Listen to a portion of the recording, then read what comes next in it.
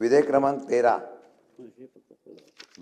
या बिलावर बोलण्यासाठी मी उभा आहे। सभापती महोदय, मागच्या काही महिन्यापूर्वी नगरपालिका, नगरपंचायत, नगर परिषद, जिल्हा परिषद, पंचायत समितीच्या निवडणुका जाहीर करण्याच्या संदर्भात सरकारने निर्णय घेतला।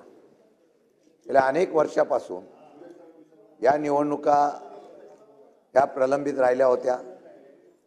त्यामध्ये कारण काय?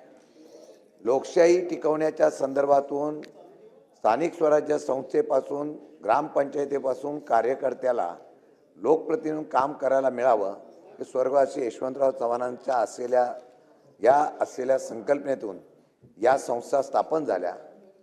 सभापती महोदय, वेळ जसा बदलत जातो तसे कायदे बदलत जातात आणि हे कायदे बदलत असताना बरे 5 वर्ष काही ठिकाणी, 9 वर्ष काही ठिकाणी, 8 वर्ष काही ठिकाणी, कदाचित शंभूराजे देसाई इथे बसलेले आहेत नगरविकास खात्याच्या, सरकारच्या मनात पण नसेल या निवडणुका व्हाव्या, कारण प्रशासक म्हणून 8-8, 9-9 वर्ष एवढ्या मोठ्या महापालिका कुठल्याही परिस्थितीमध्ये ताब्यात ठेवणं हे आतापर्यंतच्या महाराष्ट्राच्या इतिहासामध्ये पहिल्या प्रथमच झालं।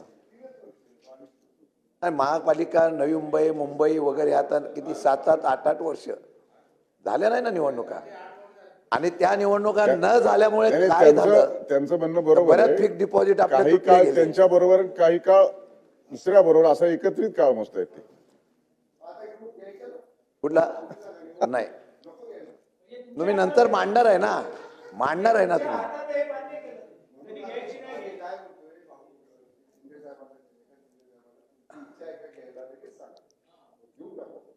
असं आहे, आमची इच्छा असो नसो, तुमच्या मनामध्ये असल्या तरच निवडणुका होतात, नाही तर होत नाही, आम्ही बघितलेलं आहे।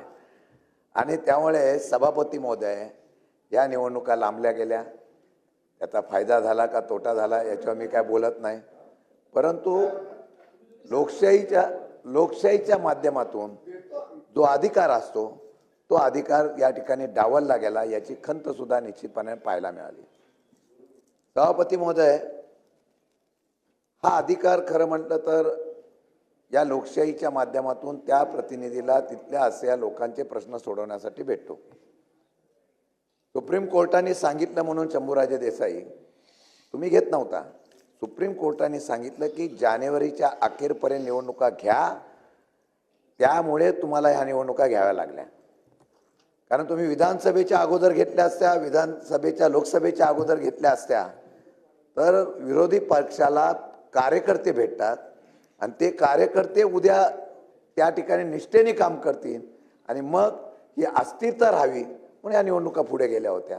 असो, मी त्याच्यावर बोलणार नाही, मी फक्त तांत्रिक मुद्द्यावर तुम्हाला प्रश्न विचारतोय, त्याचं उत्तर मला पाहिजे। परवाच्या दिवशी सुप्रीम कोर्टाने एक निर्णय दिला। त्या निर्णयामध्ये त्यांनी सांगितलं की जिथे 50% वरती आरक्षण गेलेलं आहे, त्या 50% वरती आरक्षण जिथे झालेलं आहे त्या आरक्षणाच्या संदर्भामध्ये आपण या असलेल्या निवडणुकीला स्थगिती दिली। बाजूला आदिवासी विभागाचे नेते बसलेले आहेत। ST SCच्या बाबतीमध्ये जिथं आरक्षण जास्त गेलं, OBC वगैरे 27%च्या पर्यंत द्यावं, यामुळे या निवडणुका पुढे गेलेल्या आहेत।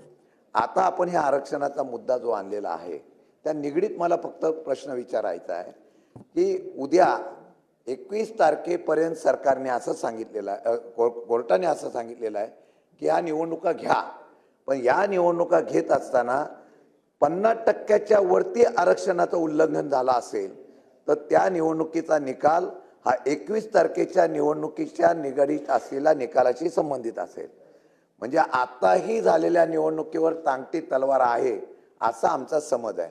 तो चुकीचा का बरोबर मला माहीत नाही, पण त्याचा खुलासा या बिलाच्या माध्यमातून व्हावा, कारण आपण आरक्षणाची मुदतवाढ कोणाला देतोय की जे उमेदवार उभा राहणार आहे त्यांना दाखला देण्यासाठी मुदतवाढ देतोय, पण तिथे जो दाखला देणार आहे तो दाखला देत असताना ते आरक्षणच खरं व्हॅलिड आहे का नाही याचं उत्तर आम्हाला पाहिजे। म्हणून माझ्या माहितीप्रमाणे OBCच्या 27% पर्यंतचं आरक्षण, OBCच्या 27% पर्यंतचं आरक्षण जे आहे ते जर धरलं तर काही जिल्ह्यामध्ये नगरपालिका असो, महानगरपालिका असो, जिल्हा परिषद असो, पंचायत समिती असो, हे जरी बिल तुम्ही पास केलं तरी त्याला निवडणुका घेता येणार नाही। आता सरकारची जबाबदारी आहे 27% पर्यंत ओबीसीचं आपण आरक्षण नाही, आम्हाला खुलासा पाहिजे ना. बिलामध्ये आम्ही बोललेलो आहे, मंत्र्यांनी उत्तर द्यावं. 27% पर्यंत ओबीसीचं आरक्षण हे गृहीत धरून आपण मग 50% ओलूर झाल्यानंतर जर तिथं निवडणुका घेणार आहात का, त्या निवडणुका घेतल्या तर त्या टिकणार आहेत का, त्या टिकणार असेल तर ह्यासाठी मुदतवाढ घेण्याची जी प्रकार तुम्ही 6 महिने घेताय का किती वर्ष घेताय मला माहीत नाही, परंतु मग तो निकाल लागेपर्यंत या मुदतवाढ वाढीला होणार आहे का. आमचं म्हणणं आहे सभापती महोदय की महाराष्ट्राच्या जनतेला ज्या सर्वांना हे कळलं पाहिजे, कारण अजून याचा खुलासा आलेला नाही. कोर्टामध्ये सुद्धा याच्या बाबतीमध्ये स्पष्टपणाने उल्लेख झालेला नाही. तर या विषयाच्या संदर्भातून मंत्री महोदयांनी आम्हाला उत्तर द्यावं, कारण निवडणूक प्रक्रियाच पुढे जाणार असेल, निवडणूक प्रक्रियाच होणार नसेल आणि त्याच्यामध्ये जर हा असलेला मुदतवाढीचा परत एकदा बिल, कारण हे तुम्ही बिल सारखं आणताय, मुदतवाढ द्यावी त्याला परवानगी द्यावी, मुदतवाढ द्यावी त्याला परवानगी द्यावी, तर हे बिल आज जरी आणलं आणि उद्या समजा दुर्दैवाने परत निवडणुका पुढे गेल्या तर मग परत बिल आणण्याची नामुष्की सरकारला येऊ नये.